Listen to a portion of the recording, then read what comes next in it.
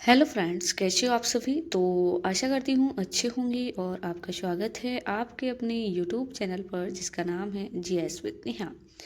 तो आज की हमारी क्लास रहने वाली है लक सीरीज में क्लास नंबर 39। इससे पहले मैं 38 क्लासेस करा चुकी हूँ। यदि आपने वो क्लासेस नहीं देखी है तो उनको देख लीजिएगा। साथ ही यदि आप चैनल पर नया हैं तो चैनल को सब्सक्राइब एंड वीडियो को लाइक हो सके तो शेयर भी कर दीजिएगा। ये जो सीरीज़ है 2026 और 27 में होने वाले सभी एग्ज़ाम्स के लिए मोस्ट इम्पोर्टेंट रहने वाली हैं।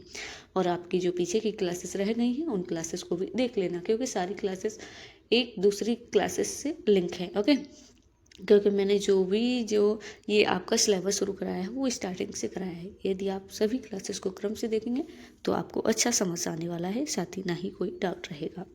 तो आइए शुरू करते हैं आज की क्लास। सबसे पहले हम बात करेंगे इंडियन पॉलिटी में राज्य विधानमंडल, जिसका उल्लेख जो अनुच्छेद 168 से 212 तक मिलता है। देखो, इससे पहले की जो चीज़ें हैं हम पिछली क्लासेस में करा चुके हैं, तो आपसे रिक्वेस्ट है कि पीछे की क्लासेस भी देख लीजिएगा। अनुच्छेद 173, जिसमें विधानसभा का सदस्य बनने के लिए योग्यताएं दी गई हैं। भारत का नागरिक होना चाहिए। विधानसभा के लिए न्यूनतम जो आयु है 25 वर्ष और विधान परिषद के लिए कितनी होनी चाहिए तो 30 वर्ष। ध्यान रखिएगा। संसद द्वारा निर्धारित अन्य योग्यताएं भी होनी चाहिए विधानसभा का सदस्य बनने के लिए। अनुच्छेद 174, जिसमें शस्त्र शस्त्राभूषण विघटन दिया गया है। राज्य विधानमंडल के सदस्य को बुलाता है दो शस्त्रों के बीच अधिकतम जो अंतराल है वो 6 महीने का होता है।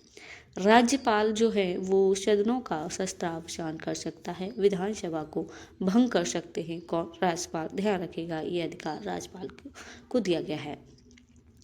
नेक्स्ट, अनुच्छेद 175, जिसमें राज्यपाल का अभिभाषण और संदेश दिया गया है। राज्यपाल विधानसभा या विधान परिषद या दोनों सदनों को संबोधित कर सकता है और संदेश भी भेज सकता है। कौन? तो राज्यपाल। ओके, नेक्स्ट है जो अनुच्छेद 176 है, जिसमें राज्यपाल का विशेष अभिभाषण दिया गया है। आम चुनावों के बाद प्रथम सत्र के आरंभ में तथा प्रत्येक वर्ष के प्रथम सत्र के आरंभ में राज्यपाल जो होते हैं वो विधानमंडल को संबोधित कर सकते हैं। नेक्स्ट, अनुच्छेद 177, जिसमें मंत्रियों और महाधिवक्ता के अधिकार दिए गए हैं।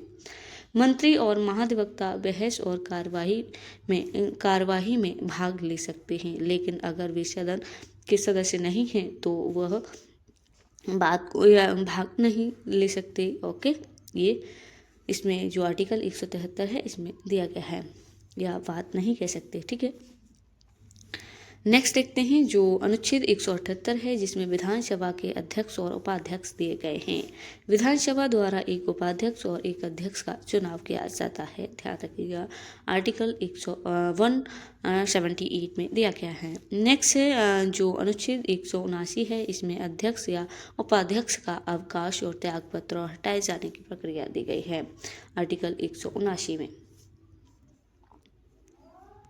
नेक्स्ट है जो विधानसभा सदस्यों की बहुमत से पारित प्रस्ताव द्वारा किया जाएगा। नेक्स्ट जो अनुच्छेद 180 है, इसमें उपाध्यक्ष के कर्तव्य दिए गए हैं। पद रिक्त हो या अध्यक्ष अनुपस्थित हो तो उपाध्यक्ष अध्यक्ष के रूप में कार्य करता है। अनुच्छेद 181 में अध्यक्ष उपाध्यक्ष को स्वयं को हटाने के प्रस्ताव पर विचार के दौरान अध्यक्षता नहीं करनी चाहिए। अनुच्छेद जो 182 है, इसमें विधान परिषद के सभापति और उपसभापति दिए गए हैं। अनुच्छेद 183, जिसमें सभापति और उपसभापति का अवकाश त्यागपत्र ठीक है या त्यागपत्र या हटाए जाने की प्रक्रिया दी गई है। किसमें? तो अनुच्छेद 183 में। सभापति और उपसभापति के लिए प्रावधानों के प्रावधान समान दिए गए हैं। नेक्स्ट अनुच्छेद 184, जिसमें उपसभापति के कर्तव्य दिए गए हैं। जब पद रिक्त हो या सभापति अनुपस्थित हो तो उपसभापति सभापति के रूप में कार्य करते हैं, अनुच्छेद 184 के तहत। नेक्स्ट है इसमें मिडाइवल हिस्ट्री में दिल्ली सल्तनत। सबसे पहले जो दिल्ली सल्तनत पर है वो कौन सा वंश शासन करता है? तो गुलाम वंश। ध्यान रखिएगा, जो 1206 से 1290 ईस्वी तक। इसे मामलुक वंश कहते हैं। शासक इलवारी शमसी कबीले से थे। सबसे पहले आता है कुतुबुद्दीन ऐबक, जो 1206 से 1210 ईस्वी तक रहता है। इसने लाहौर में शासन किया। यह राजधानी शहर था लाहौर, ध्यान रखिएगा। इसे लाख वक्स यानी कि लाखों का दाता की उपाधि दी गई थी। मृत्यु 1210 में हुई थी चौगान खेलते समय। ये इसकी मृत्यु पूछी जाती है। क्या खेलते समय? तो चौगान, ध्यान रखिएगा। नेक्स्ट, निर्मित स्थापत्य। दिल्ली में कुव्वत उल इस्लाम मस्जिद और अजमेर में 2.5 दिन का झोपड़ा इसने बनवाया था, जो 2.5 दिन का झोपड़ा था। इसके द्वारा कुतुब मीनार का निर्माण शुरू कराया गया था, लेकिन इसके द्वारा जो निर्माण शुरू कराया गया था उसमें ओनली क्या बना था? तो तहखाना पूरा कर सके थे जो कुतुबुद्दीन ऐबक थे, जो सूफी संत ख्वाजा कुतुबुद्दीन बख्तियार काकी के सम्मान में बनाया गया था। ध्यान रखिएगा, कुतुब मीनार जो, ठीक है, तहखाना इन्होंने। कुतुब मीनार का निर्माण कुतुबुद्दीन ऐबक जो थे उन्होंने नींव रखी और इल्तुतमिश इसने 3 मंजिल मीनार जोड़ी। फिरोज शाह तुगलक ये ऊपरी मंजिल का इसने मरम्मत करवाई और निर्माण कराया। नेक्स्ट है जो शमसुद्दीन इल्तुतमिश थे, इन्होंने ये 1211 ईस्वी से 1236 तक रहा। यह कुतुबुद्दीन का दामाद था। इसने राजधानी लाहौर से दिल्ली स्थानांतरित की। इसके द्वारा दिल्ली सल्तनत को चंगेज खां के आक्रमण से बचाया गया। चंगेज थे उन्होंने 1219 में ट्रांसोकियाना यानी कि मध्य एशिया पर भी हमला किया। इसकी मृत्यु 1227 ईस्वी में हुई। इसका जो वजीर था, जिससे प्रधानमंत्री निज़ाम उल मुल्क था, इसके वजीर का नाम क्या था? तो निज़ाम उल मुल्क, ध्यान रखिएगा। इसके द्वारा विद्वान मिन्हाज ए सिराज को संरक्षण दिया गया था। इसके द्वारा 40 वफादार तुर्की गुलाम को एक समूह बनाया गया जिसे चहलगानी कहा गया। इसके द्वारा चांदी, टका एवं तांबे का जो जीतल थे, इसके सिक्के चलाए गए थे। ध्यान रखिएगा, ओके। नेक्स्ट, इसने एकता प्रणाली की शुरुआत की और इसके द्वारा भूमि का एक हिस्सा सैनिक कमांडर को दिया जाता था, जिससे इक़्तिदार मुक्ति के नाम से जाना जाता था। ध्यान रखिएगा, ओके। नेक्स्ट उसके बाद आता है कौन? तो रज़िया सुल्तान, जो 1236 से 1240 ईस्वी तक शासन करती है। ध्यान रखिएगा। और रज़िया सुल्तान, ये एग्जाम में कई बार इससे क्वेश्चन बनते हैं। ये इल्तुतमिश की बेटी थी। दिल्ली सल्तनत की पहली और एकमात्र महिला शासक थी। कौन? रज़िया सुल्तान। भटिंडा के गवर्नर अल्तुनिया ने रज़िया की अधीनता को स्वीकार करने से इनकार कर दिया और रज़िया और याकूत, ये जो याकूत था, इन्होंने अल्तुनिया के खिलाफ अभियान चलाया। अल्तुनिया ने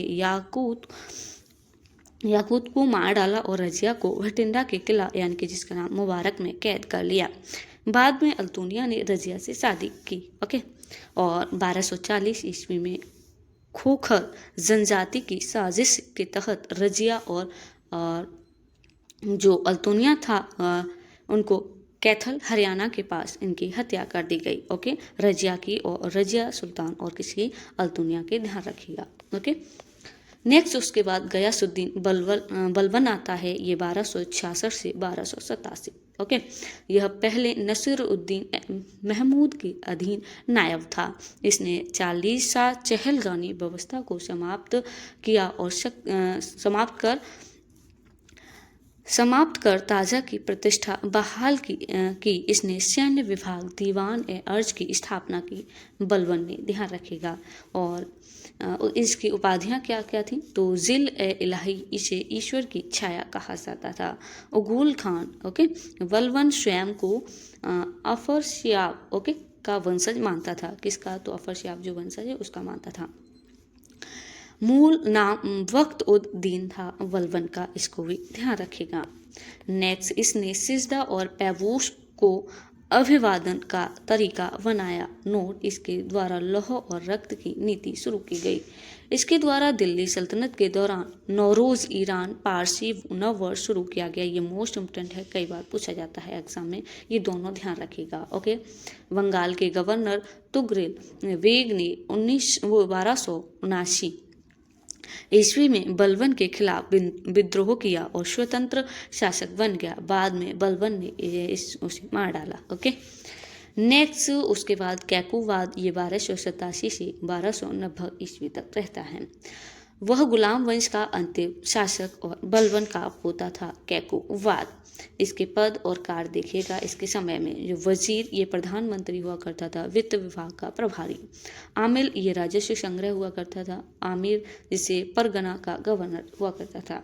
नायब, वित्त को छोड़कर अन्य विभागों का प्रभारी हुआ करता था, जिसे नायब कहा जाता था। मुक्ति या इक्ता जागीर के प्रभारी को कहा जाता था। नेक्स्ट उसके बाद ये हमारा आता है ज्योग्राफी में। ओके, कृषि, एग्रीकल्चर, विभिन्न फसलें और ऋतुएं दी गई हैं, जिसमें खरीफ की फसल सबसे पहले बात करेंगे, जिसकी बुआई जो जुलाई के मंथ में होती है, कटाई सितंबर से अक्टूबर। इसे मानसून की फसल के रूप में जाना जाता है, जैसे चावल, गन्ना, जूट, कपास, तंबाकू, मक्का, मूंगफली, सोयाबीन आदि ये खरीफ की फसल के उदाहरण हैं। ध्यान रखिएगा, इनसे क्वेश्चन बनते हैं। रबी की जो फसल है, इसकी बुवाई अक्टूबर के मंथ में होती है, कटाई अप्रैल में। जैसे गेहूँ, जौ, चना, सरसों, अलसी, मटर, रैपसीड, अरंडी, ये आदि रबी की फसल के उदाहरण हैं। नेक्स्ट, जायद की फसलें बुवाई अप्रैल के मंथ में होती है, कटाई मई और जून में। जैसे तरबूज, खरबूज, खीरा, चारा फसलें आदि ये जायद की फसल के उदाहरण हैं। कुछ प्रमुख फसलें, चावल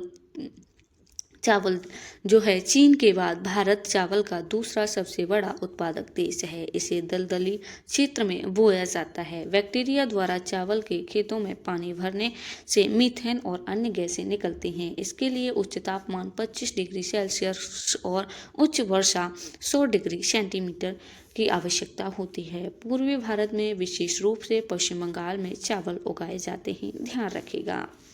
नेक्स्ट उसके बाद गेहूँ, जिसमें बारिश की आवश्यकता 50 से 70 सेंटीमीटर होती है। गन्ना, जिसमें आवश्यक तापमान 21 से 27 डिग्री सेल्सियस। ध्यान रखेगा।